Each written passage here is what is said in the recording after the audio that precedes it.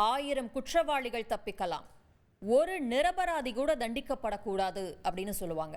ஆனால் நம்ம இப்போ பார்க்க போகிற இந்த அமெரிக்க வாழ் இந்தியர் செய்யாத கொலைக்காக 43 வருடங்கள் சிறை தண்டனை அனுபவிச்சிருக்காரு. ஒரு வழியாக நிரபராதி நிரூபிச்சிட்டாரு. ஆனால் அந்த சுதந்திரம் கொஞ்ச நேரம் கூட நீடிக்கலை. அமெரிக்காவில் இருந்து அவரை நாடு கடத்த ஆயத்தமாயிட்டு இருக்காங்க அமெரிக்க குடியேற்ற அதிகாரிகள். சுப்புவேதம் அப்படிங்கிற அந்த இந்திய வம்சாவளியை சேர்ந்தவருக்கு நீதி தாமதமாவது கிடைச்சதே அப்படின்னு நிம்மதியாகிறதுக்குள்ள இன்னொரு சிக்கல். என்ன நடந்தது விரிவாக பார்க்கலாம் தந்தி டிவியின் பாட்காஸ்டில். வழங்குவது நான் வினோதினி முத்துராமலிங்கம். சுப்பிரமணியம் சுப்புவேதம் 1 வருடம் 2 வருடங்கள் இல்லை, கிட்டத்தட்ட 43 ஆண்டுகள் அவரோட காலை பொழுதுகள் அமெரிக்காவுடைய பென்சில்வேனியா சிறைச்சாலையில் தான் விடிஞ்சது. அதுவும் செய்யாத ஒரு கொலைக்காக, தன் நண்பனை கொன்னதா பதியப்பட்ட வழக்கு. கொலை குற்றத்துக்காக அவருக்கு ஆயுள் தண்டனை விதிச்சப்போ சுப்புவேதத்துக்கு வயசு எவ்வளோ தெரியுமா? வெறும் 22. எல்லா விதமான மகிழ்ச்சியையும் அனுபவிக்கக்கூடிய ஒரு அழகான இளமை பருவம். ஆனால் தன்னோட இளமை காலம் முழுசையும் அவர் சிறைக்குள்ளேயே தொலைச்சிட்டாரு. அவர் மீதான கொலை குற்றத்துக்கு எந்த ஆதாரமும் கிடையாது. தடயவியல் ஆதாரங்கள் கூட இல்லை, ஆயுதங்களும் இல்லை. வெறும் யூகங்கள் அடிப்படையில் மட்டுமே அவர் குற்றவாளியாக்கப்பட்டு சட்டத்தின் முன்னாடி தண்டிக்கப்பட்டிருக்காரு. அதுவும் பரோலே இல்லாமல் ஆயுள் தண்டனை. சுப்பு இந்தியாவில் பிறந்தார். குழந்தையா இருக்கும்போதே அவர் குடும்பம் அமெரிக்காவுக்கு போயிருக்காங்க. அங்கே தான் வளர்ந்துருக்காரு, படிச்சிருக்காரு, வேலையும் பார்த்துருக்காரு 1983 ஆண்டு வரைக்கும். அதுக்கப்புறம் சிறைக்கு வந்துட்டார். வருடங்கள் ஓடுது. நான் நிரபராதின்னு தொடர்ந்து சொல்லிக்கிட்டே இருந்தார் சுப்பு. ஆனால் நீதிமன்றத்தோட காதுகளில் அது விழவே இல்லை. எது வரைக்கும்? தவறாக தண்டிக்கப்பட்டவங்களுக்கு இலவச சட்ட ஆலோசனைகளை வழங்கக்கூடிய பென்சில்வேனியா இன்னசென்ஸ் ப்ராஜெக்ட் அப்படிங்கிற ஒரு அமைப்பு 2022 ஆண்டு இந்த வழக்கில் தலையிடுற வரைக்கும் போலீசார் கடைசி வரைக்கும் வெளியிடாத மறைக்கப்பட்ட ஆதாரங்களை அவங்க தோண்டி எடுக்கிறாங்க. பழைய குறிப்புகள், FBI அறிக்கைகள், ஏன் இவர் இந்த துப்பாக்கியில தான் சுட்டாரு அப்படின்னு அவங்க காமிச்ச கன்ல இருந்த குண்டு கூட மேட்ச் ஆகலை. சுருக்கமாக சொல்லணும்னா சுப்பு மீதான முழு வழக்கும் தவறாக கட்டமைக்கப்பட்டிருக்கு. கடைசியாக 2025 தான் அவருக்கு விமோச்சனம் கிடைச்சிருக்கு. நீதிமன்றம் ஒத்துக்குச்சு சுப்பு மீதான வழக்கு நியாயமே இல்லாதது அப்படின்னு. 43 ஆண்டுகளுக்கு அப்புறம் சுப்பு எந்த தவறும் செய்யாத அப்பாவி நிரபராதி அப்படின்னு தீர்ப்பு வருது. இதெல்லாம் எவ்வளோ பெரிய தவறு. அவருக்கு என்னென்ன ஆசைகள் இருந்திருக்கும் இளமை காலங்களில், எப்படியெல்லாம் வாழணும் அப்படின்னு நினச்சி பார்த்துருந்துருப்பாரு. அவரோட இளமையே மொத்தமாக வீணாகிடுச்சு, அதுவும் செய்யாத தப்புக்காக. பென்சில்வேனியா வரலாற்றிலேயே செய்யாத குற்றத்துக்காக அதிக காலம் சிறையில் இருந்த நபரும் சுப்புவேதம் தான்.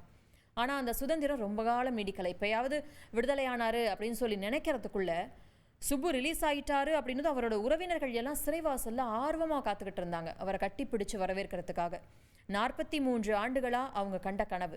ஆனால் சுப்பு வெளியில் காலடி எடுத்து வச்சதும் அமெரிக்க குடியேற்ற அதிகாரிகள் அவரை பிடிக்கிறாங்க. ஏன்? இந்த கொலை குற்றத்துக்கு முன்னாடி சுப்புவோட 19 வயதில் அவர் மேலே ஒரு போதைப் பொருள் கடத்தல் வழக்கு பதியப்படுது. அந்த ஒரு வழக்கு அவரை நாடு கடத்தப்பட வேண்டியர் அப்படிங்கிற ஒரு பட்டியலுக்கு கொண்டு போகுது. ஏன்னா அப்போ அவர் அமெரிக்காவோட குடிமகனாக இல்லை, இந்திய குடிமகன் அப்படிங்கிற இது மட்டும்தான் இருக்குது. சிட்டிசன்ஷிப் வாங்கலை. அதனால் அவர் நாடு கடத்தப்படணும் அப்படின்னு சொல்லி ஒரு உத்தரவு போடப்படுது. ஆனால் அதுக்கப்புறம் தான் அவர் இந்த கொலை வழக்கில் சிக்கிறாரு. ஆயுள் தண்டனை அப்படிங்கிற ஒரு விஷயம் போகுது. அதனால் நாடு கடத்தல் உத்தரவு அப்படியே கிடப்பில் போடப்படுது. ஆனால் இப்போ சுப்பு ரிலீஸ் ஆகிட்டதால் அந்த உத்தரவை மறுபடியும் தூசி தட்டி தூக்கிட்டு வந்திருக்காங்க குடியேற்ற அதிகாரிகள். சிறையில் இருந்து வெளியே வந்ததும் மறுபடியும் அவரை பிடிச்சிட்டு போயிட்ட குடியேற்ற அதிகாரிகள் சுப்பு இந்தியாவுக்கு நாடு கடத்தப்படுற வரைக்கும் தங்களோட கட்டுப்பாட்டை தான் இருப்பார் அப்படின்னு சொல்லிட்டாங்க. அதோட அமெரிக்க குடியேற்ற அதிகாரிகள் சுப்புவை கரியர் கிரிமினல் அப்படின்னு முத்திர குத்துறாங்க. அதாவது குற்றம் செய்கிறதையே வேலையாக வச்சிருக்கவங்க அப்படிங்கிற மாதிரியான ஒரு அர்த்தம். ஆனால் அது உண்மை இல்லை சட்டப்பூர்வமாக. ஏன்னா அவங்க சொல்கிறபடி பார்த்தா 19 வயசில் அவர் மேலே ஒரு போதைப்பொருள் வழக்கு, 22 வயசில் ஒரு கொலை வழக்கு. ஆனால் அந்த கொலை வழக்கில் நிரபராதி அப்படின்னு நிரூபிக்கப்பட்டிருக்காரு. போதைப்பொருள் வழக்கு மட்டும்தான் இப்போ ரெக்கார்டில் இருக்குது.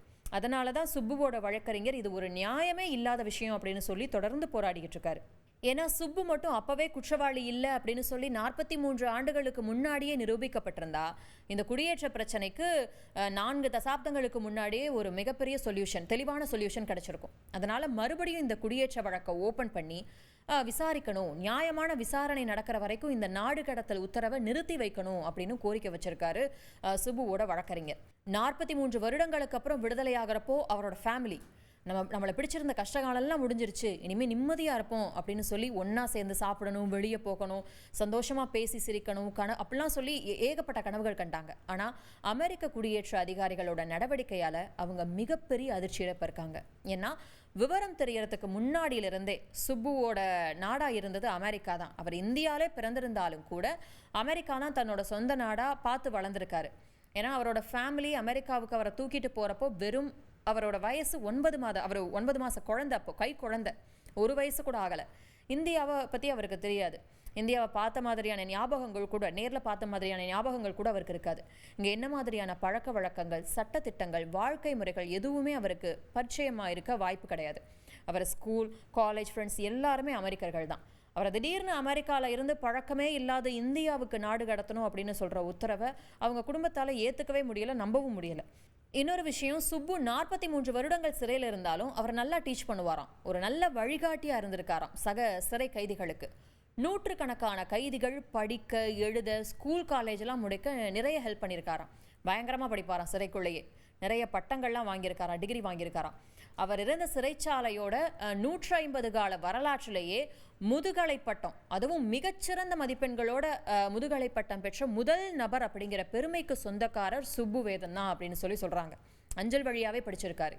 இப்போ சுப்புவுக்கு வயது 64. சுப்புவை பொறுத்த வரைக்கும் இந்திய வம்சாவளியைச் சேர்ந்தவராக அவர் இருந்தாலும் கூட அவருக்கு இந்தியா அந்நியமான நாடாக தான் தெரியும். ஏன்னா இன்னொரு முக்கியமான காரணம், இந்தியாவில் இருக்கக்கூடிய சுப்புவோட உறவினர்கள் எல்லாருமே ரொம்ப தூரத்து சொந்தங்கள் தான் இங்கே இருக்கிறவங்க. அவங்க தங்களோட குடும்பத்தை பார்த்துட்டு தனியாக அவங்க பாட்டுக்கு சுப்பு அப்படின்னா கேள்விப்பட்டிருப்பாங்க, ஆனால் யாருன்னு பெரும்பாலும் நிறைய பேத்துக்கு தெரிஞ்சிருக்காது. பெரும்பாலும் சுப்பு அவங்களுக்குலாம் ஞாபகம் இருக்குமா அப்படிங்கிறது கூட சந்தேகம்தான். இந்த 64-65 வருடங்களில் அவரோட நெருங்கின உறவினர்கள், அவரை நேசிக்கிறவங்க எல்லாருமே இப்போ அமெரிக்கா, கனடாவில் தான் இருக்காங்களாம். இப்படிப்பட்ட சூழலில் சுப்புவை நாடு கடத்தணும் அப்படின்னு யோசிக்கிறதே ஒரு கொடூரமான யோசனை தான் அப்படின்னு அவங்க குடும்பத்தாரெலாம் சொல்கிறாங்க. நீங்களே ஒரு நிமிஷம் யோசிச்சு பாருங்களேன்.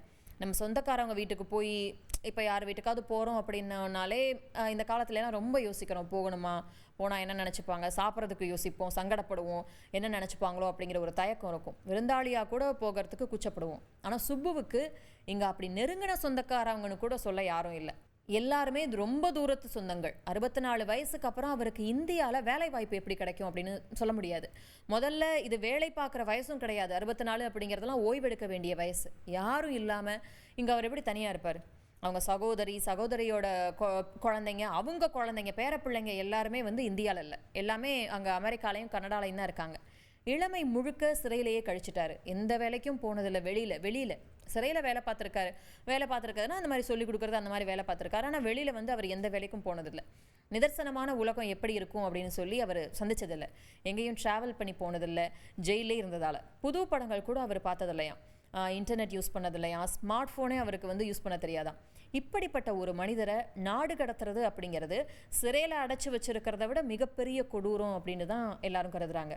செய்யாத தப்புக்கு சிறையில இருந்து 43 வருடங்கள் வீணாகி இப்போ அறிமுகமே இல்லாத ஒரு இடத்துக்கு மறுபடியும் அனுப்புனா அது கொஞ்சம் கூட மனிதாபிமானமாக இருக்காது அப்படிங்கிறது தான் அவரோட குடும்பத்தினர் ரொம்ப ரெக்வெஸ்ட் பண்ணி கேட்கக்கூடிய விஷயம். அவரை முழுமையாக விடுவிச்சு அமெரிக்காவில் இருக்க தன்னோட சொந்த பந்தங்களோடையே மீதி வாழ்க்கையும் கழிக்க அனுமதிக்கணும் அப்படின்னு சொல்லி அவருடைய உறவினர்களும் வழக்கறிஞர்களும் நீதிமன்றத்துக்கிட்ட கோரிக்கை வச்சிருக்காங்க. பறிக்கப்பட்ட சுப்புவேதத்தின் சுதந்திரம் மீண்டும் கிடைக்குமா? பொறுத்திருந்து பார்க்கலாம்.